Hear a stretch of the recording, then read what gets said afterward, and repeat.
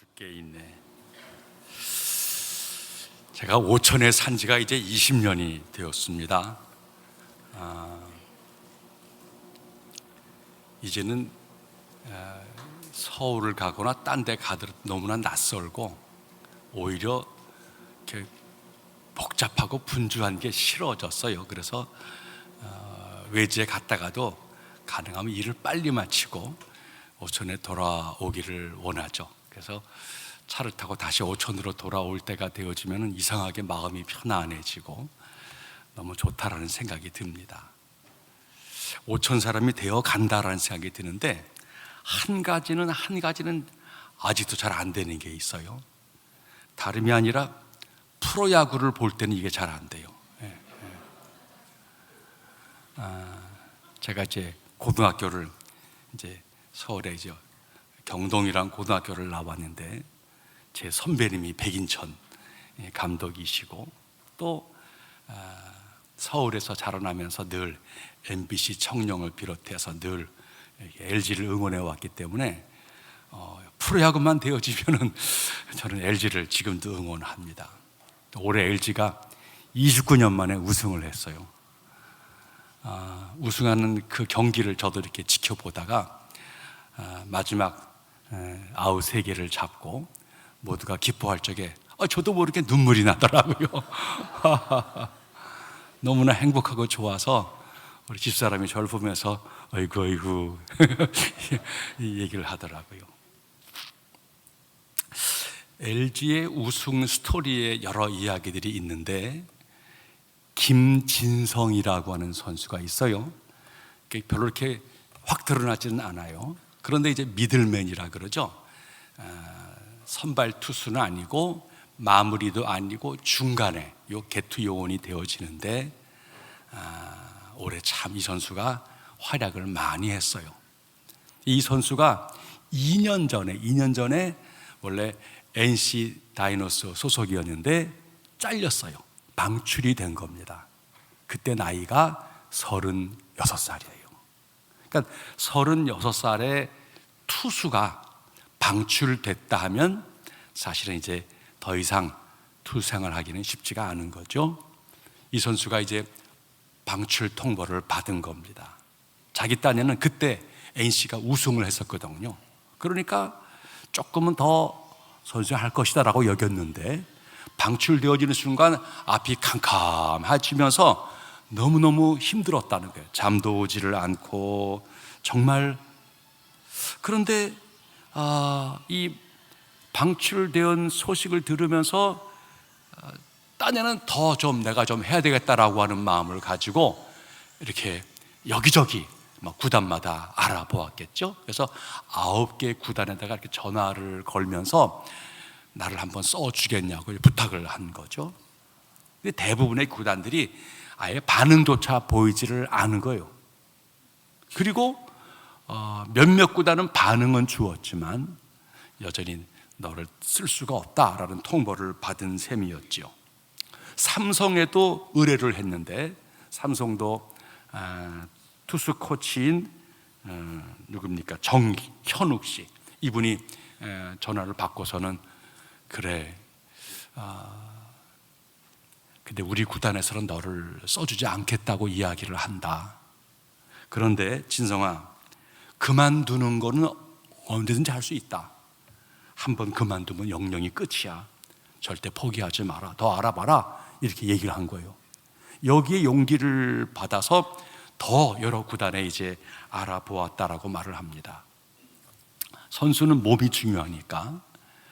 그래서는 NC 구단에 다시 부탁을 해서는 내가 내 몸을 만들도록 좀 기회를 달라. 그래서 구단에서 그 경기장을 이렇게 투수 연습을 할 수 있도록 허락을 해 주었어요. 자기는 선수들이 연습할 때는 낄 수가 없지요. 선수가 연습이 다 끝나고 간 늦지막한 시간에 누구지 공 받아줄 사람을 이렇게 부탁을 해서 투수 연습을 계속 했다라고 하는 거예요. 얼마나 쓸쓸하고 힘들었겠습니까? 자, 그런데 이 선수를 LG에서 이제 받아주게 된 것입니다. 너무너무 고마웠죠. 그래서는 LG에서 신체 검사 받고 또 계약서 짜고 아주 단순간에 이 모든 게 진행됐다는 거예요. 연봉 1억 원으로 계약을 하게 되어진 것입니다. 그러니까 이렇게 단순간에 계약이 다 되니까 다른 분이 그렇게 말했다는 거예요. 야, 그렇게 선수가 그렇게 쉽게 계약을 하니 좀 인센티브라도 걸지 그랬냐? 좀 잘하면 돈 더 받는 거 그냥 좀 계약하지 그랬냐? 그때 김 선수의 대답이었어요. 다시 던질 수 있다는 거, 그리고 그게 LG라고 하는 거, 이게 내 인센티브야. 이런 마음을 가지고 LG에 들어갔다는 거예요. 지난 한 해 78경기에 등판을 했어요. 프로야구 선수가 한 해 144 한 구단이 경기를 펼치는데 78경기니까 2경기 한 볼 이상골로 등판했다라고 하는 것이죠. 10개 구단 통틀어서 가장 많은 이렇게 투입이 되어진 선수가 되어진 것입니다. LG가 우승을 했어요. 김진성의 역할이 결정적이었다라고 이야기를 합니다. 6회, 7회, 8회 이렇게 투혼이 나올 때지요. 부저만 울리고 자기 이름만 불리면은 총알같이 튀어나가서 공을 던졌다라고 하는 것입니다. 불펜 투수 가운데 가장 많은 68.1이닝을 소화했다라고 하는 거예요. 올해 성적이 5승 1패 21홀드, 평균 자책점 2.24. LG의 우승 감독 염경엽 씨는 LG의 1등 공신, 우승의 1등 공신으로 이 김 선수를 꼽았어요. 지난 9월에는 모든 선수를 통틀어 MVP를 받기도 했고요. 자, 그런데 2006년에 SK로부터 요즘 SSG죠, 방출을 당하고 2011년에는 넥센으로부터 방출을 당하고 2021년에는 NC로부터 방출 통보를 받은 거예요. 2년 전 한창 일자리를 찾고 있을 때에 휴대폰에 이름 모를 전화번호 하나가 떴다라고 하는 거예요. 여보세요, 김진성 선수 맞습니까? 예, 제가 김성입니다. 저는 LG 트윈스의 차명석 단장입니다. 단장님이십니까? 선수 얘기 들었어요. 팀을 구하고 있다고? 맞습니다. 올해 성적이 제가 별로 안 좋았지만 기회를 주시면 제가 열심히 한번 해보겠습니다. 한번 제가 테스트라도 한번 해보도록 한번 기회를 주시죠. 테스트라도. 그때 상대편이 펄쩍 뛰었다는 거예요. 그 차명석 단장은 선수 출신이에요. 금방 선배의 어조로 바뀌어서는 정색하며 이렇게 말했다는 거예요. 무슨 소리야? 네가 김진성인데 테스트는 무슨 테스트가 필요해? 와! 그날 그 전화 한마디가 자신에게는 얼마나 큰 힘이 되었는지 몰랐다는 거예요. 통화 끝난 다음에 가슴으로부터 끓어오르는 그 기쁨을 너무나 견딜 수 없었다는 거예요. 눈물을 흘리면서. 36살 가장이자 투수의 마음, 그 마음을 다독힌 말 한 가지. 네가 김진성인데 테스트는 무슨 테스트? 와! 그 말 한마디에 그의 인생은 완전히 새로운 삶이 시작되었다라고 하는 거예요.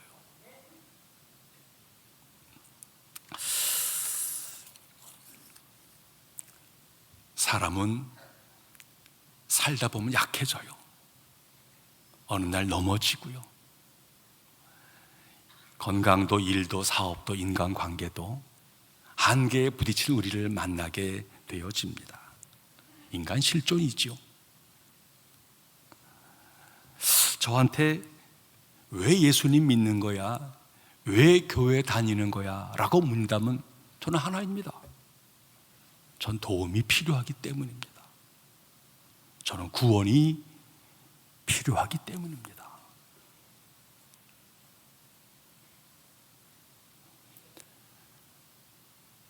살면서 누군가에게 마음의 하소연을 내려놓고 누군가를 향해 도움을 달라고 간절히 부탁을 드리고, 그리고 그 부탁을 들어줄 그분이 정말 친절하시고 나를 너무 사랑하시고 나를 정말 도와줄 분이라면 저는 기꺼이 요청하고 그에게 충성을 다할 것입니다.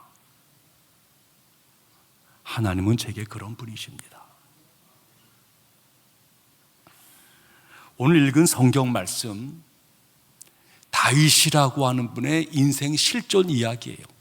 오늘 본문 앞에는 쫓기는 다윗, 배반당하는 다윗, 수렁에 빠진 다윗 이야기입니다. 사실 그가 의도한 게 아니었어요. 순수한 마음으로 이스라엘의 전쟁에 동참해서 다윗 때문에 이른바 다윗이 골리앗을 이겨서 그날 대승을 거두었거든요. 왕도 모두가 기뻐하니까 높임 받은 거예요. 왕은 사위 삼아 준 거고요. 그때부터 인생이 꼬였어요. 사울은 질투가 많은 사람이었어요. 그리고는 이 다윗이 계속 쳐다보면서 이놈이 결국 마지막에 바랄 것은 내 왕자를 노리는 거 아니야? 이런 마음을 왕이 품은 거예요. 그때부터 왕이 다윗을 해치려고 합니다. 도망자 신세가 된 거예요. 무려 20년 동안을 도망 다니게 된 것입니다. 왕이 추격하는데 어떻게 사람들이 내게 가까이 올 수가 있겠습니까? 사람들이 다 나를 떠나는 거예요. 몸은 지치는 거예요. 죽음의 위기는 점점 찾아오는 거예요. 극도로 쇠약해지는 것입니다. 절망밖에 없는 것입니다. 거기다가 고통을 가중시키는 것은 지인들마저 자기를 떠날 뿐만 아니라 자기를 비방하고 독설한다는 거예요. 지난날에는 내 친구였던 자가, 내 편이었던 자가 이제는 사울이 추격해 오니까 나를 비난하고 조롱하고 있다는 거예요. 쉴 장소가 없어요. 마음을 내려놓을 것이 없어요. 시시각각 죽음이 찾아들고 있습니다. 깊은 절망에 빠져버리고 맙니다. 수렁 속에 빠진 다윗, 캄캄해진 것이죠. 이게 다윗의 문제일까요? 아마 우리 인생의 대부분은 그러합니다. 붙잡았던 것들이 서서히 내 손에서 사라져 버리고, 내가 자랑했던 것들이 어느 날 나를 떠나가 버리고 외로워지고 허전해지고, 이게 인생인가? 고독해져 가는 거, 우리 모두의 모습 아닙니까? 그런데 다윗이 놀라운 고백을 오늘 본문에 하는 거지요. 쫓기고 배반당하고 수렁에 빠진 그 다윗, 추락할 때 추락한 거예요. 끝없이 추락한 거예요. 그러다가 추락하다가 저 밑바닥에서 뭔가 탁 부딪힌 거예요. 하나님 앞에서였어요. 하나님이 계시구나, 하나님이 살아계시는구나, 이거를 다윗이 깨달은 거예요. 그리고는 다윗이 고백을 합니다. 하나님은 나의 하나님이 되십니다. 이건 중요한 말입니다. 살아가다가 마음 둘 곳이 없어요. 너무너무 힘이 들어요. 추락할 대로 추락하다가 찾아오신 그 하나님이 계셨군요. 근데 그 하나님이 내 하나님이 되신단 말입니까? 이거는 위대한 반등이 되어지는 것이죠. 하나님이 살아계시는군요. 내 하나님이시군요. 이 깨달아지는 순간 앞날을 바라보는 시각이 달라진 거예요. 쫓기고 배반당하고 두려움 속에서는 캄캄한 것밖에 없어요. 마음속에 두려움과 걱정밖에 없어요. 그런데 떨어지다가 그래도 하나님 살아계시잖아요. 그 하나님이 내 편이에요. 이 고백을 하고 바라보니까 전혀 새로운 시각. 무엇입니까? 내 앞날이 주의 손에 있습니다. 이게 바로 본문 15절의 이야기예요.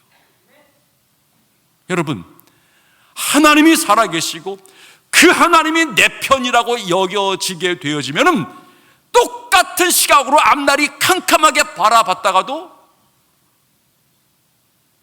저 앞날이 결국 창조주, 세상을 다스리시는 그 하나님 손에 있는 거 아니겠어? 그때 사람들의 마음속에 소망이 생겨납니다. 지난날의 허물과 잘못에 대한 회개도 나오고 눈물 뿌리지만 동시에 기대가 생겨나요. 그리고 영혼 저 깊은 곳으로부터 하나님 도와주세요, 기도가 나오기 시작했다는 거예요. 그게 본문 이야기입니다. 사람이 살아가면서 종종 멈춰버린 듯한 시간을 만날 때가 있습니다. 코로나19 시간이 그랬죠. 한 개인과 가정, 사회, 아니 온 세상이 멈춰버린 시간을 경험을 했습니다. 정말 캄캄했어요. 언제까지 이럴 것인가? 먹고 사는 게 너무너무 힘들었고 사람이 그리운데 만날 수가 없는 거예요. 성경에는 멈춰버린 시간을 맞이한 자들 이야기가 많이 있습니다. 요셉이라고 하는 사람이 있어요. 17살 청소년 때 시간이 멈춰버린 거예요. 형들이 자기를 미워해서 그 형들이 자기를 다른 나라의 노예로 팔아버린 거예요. 아버지가 자기를 더 사랑하고 똑똑하다고, 그가 늘 이 비전어, 이 꿈을 꾸고 이상을 많이 갖고 있는 이 형들이 싫은 거예요. 이 자식, 꿈쟁이 왔구나. 죽이려고 하다가 그 동생을 애굽의 노예로 팔아버린 것입니다. 17살 이 요셉 어린 나이가 멈춰버리고 말았습니다. 그 이어 팔려가서는 온갖 고생의 고생을 다 하게 되어지는 것이죠. 거기서 또 배반을 당하고 또 감옥에 갇히고 파란만장한 삶을 살게 되어지는 거예요. 요셉이 그 잃어버린 시간, 근데 이상한 일이에요. 그 잃어버린 시간에 나는 끝났다라고 여기는 그 시간에 하나님은 일하고 계셨습니다.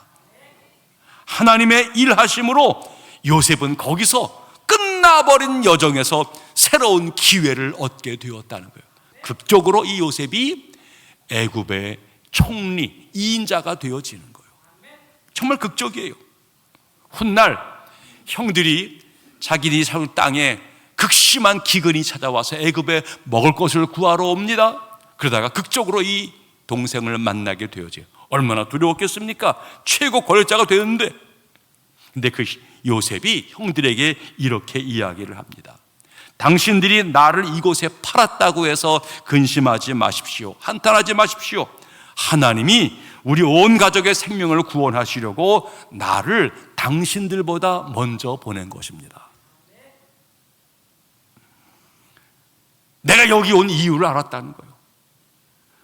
팔아버렸을 때는 시간이 멈췄고 멈춘 시간을 살아가면서는 극심한 고통이었지만 그 멈춰있는 시간에 하나님의 도우심을 깨달으면서 훗날 그 모든 멈춰버린 시간이 오늘의 나를 만들었다고, 하나님의 도우심이 있었다라고 고백하게 되어지는 것이죠. 요셉처럼 우리 모두에게도 멈춰져 버린 시간이 있어요. 한 개개인들마다 생각하고 싶지 않은 정말 두려움과 떨림의 시간이라는 것들이 분명히 있습니다. 근데 기억하세요. 그 시간에 여전히 하나님은 일하고 계십니다. 내게는 멈췄지만 하나님은 일하고 계신 거예요. 그래서 내가 멈춰진 시간에 하나님은 역사하신다는 거예요. 이게 신자들의 고백입니다. 교회라고 하는 게 뭘까요? 어찌 보면 교회는 절망의 시공간을 살던 우리네들이 희망의 시공간을 찾아온 거예요. 성도란 무엇입니까?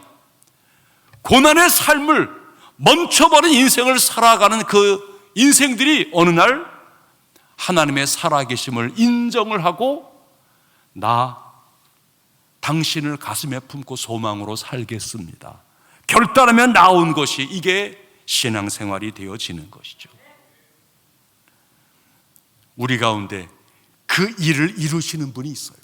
이게 성경의 표현대로 예수님이 내 안에 임하시면, 주님이 내 안에 영접되어지면 그 일이 벌어진다는 것입니다. 그래서 신자가 되는 것은 딱 한 가지, 예수를 구주로 영접한다는 거예요. 쉽게 말하면 난 부족해요, 난 문제가 많아요, 난 도움이 필요해요, 주님 내게 찾아와 주어서 나 좀 도와주세요. 주님을 영접하면 그때부터 멈춰버린 시간에 하나님의 역사가 벌어진다는 것입니다. 조선 왕조의 이제 끝나는 조선 말기에요, 후손이었던 이재형이라고 하는 분이 계셨습니다. 일제에 의해서 나라가 침탈을 당하고 마침내 을사늑약이 체결되어졌어요. 너무 크게 슬퍼하고 실망해서 이 왕손이 왕손으로서의 자기 권리를 다 포기하고 전국을 떠돌아 유랑을 합니다. 명절에 성묘하려고 서울에 다시 올라왔어요. 이 이재영이 서울에 한양에 올라와서는 이제 다니는 게 불편하니까는 일종의 마차 하나를 빌린 거예요. 마국군을 하나 얻었어요. 그래서는 마국군과 더불어 서울의 일정을 소화하는 중이었습니다. 그 마부가 엄귀현이라고 하는 자였어요. 마부꾼은 수일 동안 이 이재형을 극진하게 모십니다. 그리고 헤어질 무렵에 이재형에게 이렇게 말을 전하죠. 날이 황송하오나 다시는 나리를 배울 수 없을지 모르니까 한 말씀만 올리겠습니다. 성경을 보면 우리를 위해서 예수님이 이 땅에 오셨다라고 하는 말이 나옵니다. 그분을 믿으면 영생을 얻는다 합니다. 나리도 예수님을 믿고 영생을 선물로 받으시기를 바랍니다. 일종의 마부꾼이 전도를 한 거예요. 엄기원의 이 말을 들은 이재영이 크게 화를 내지요. 참으로 황당한 말이구나. 아니 이놈, 그래 예수 믿으면 마부꾼이 양반이라도 된단 말이냐? 그때 그 말을 들은 엄귀형이 이재영에게 이렇게 말을 합니다. 아닙니다. 예수님을 믿는 것은 마부꾼이 양반이 되려고 하는 것이 아니라 마부꾼이 마부 노릇을 잘 하고자 함입니다. 이 말에 이재영이 크게 감동을 받습니다. 그리고 교회를 다니고 나중에 이 이재영이 신학을 공부해요. 우리 기독교의 부흥운동에 주요한 역할을 하게 되어지고 서울의 승동교회 초기 목사님이 되십니다.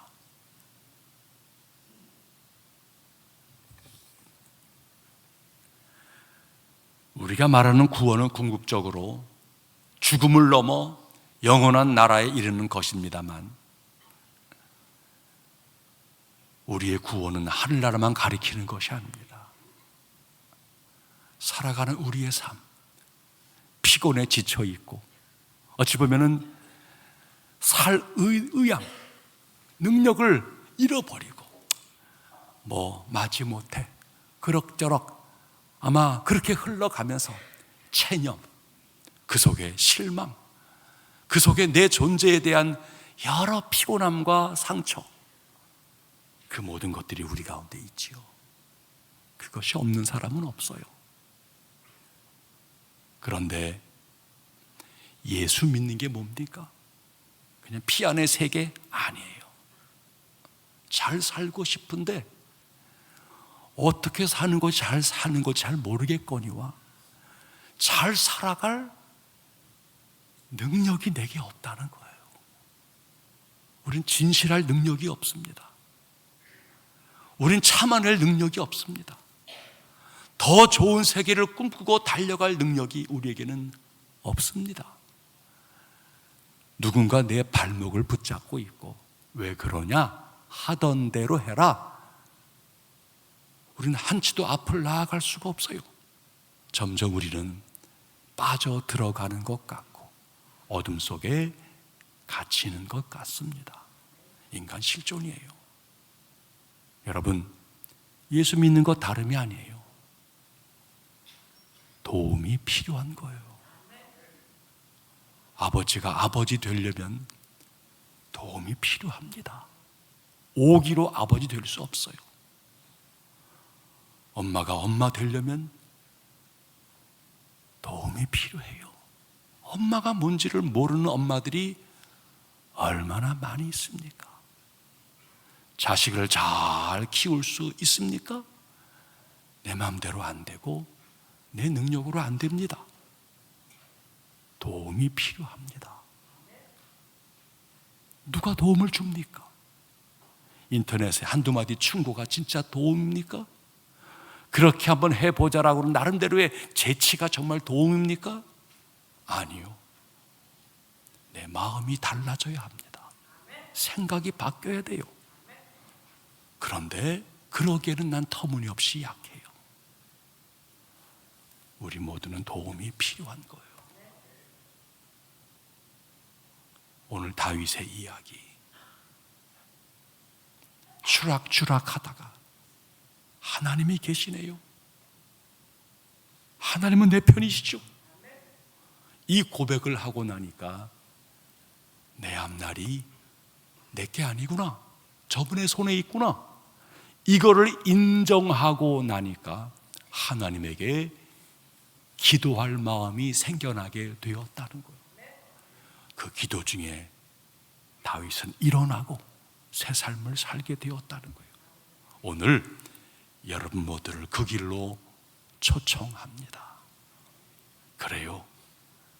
우리 속에 교만이 있어요. 이기가 있어요. 욕심이 있어요. 이거를 꺾을 능력이 제게 없어요. 저는 괜찮아요. 저는 잘해볼게요. 이게 정말 우리의 진실의 언어일까요? 아니요, 아니요. 하나님 앞에 둘러보니 심히 약해요. 투박해요. 하나님 도움이 필요해요.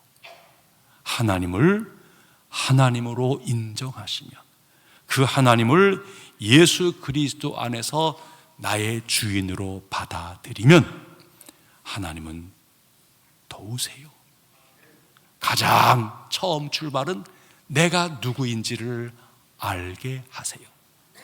허물과 약함의 죄인인 줄을 알게 하시는 거예요. 형편없는 실력과 나약한 내 모습을 알게 하시는 거예요. 하지만 부끄럽지 않아요.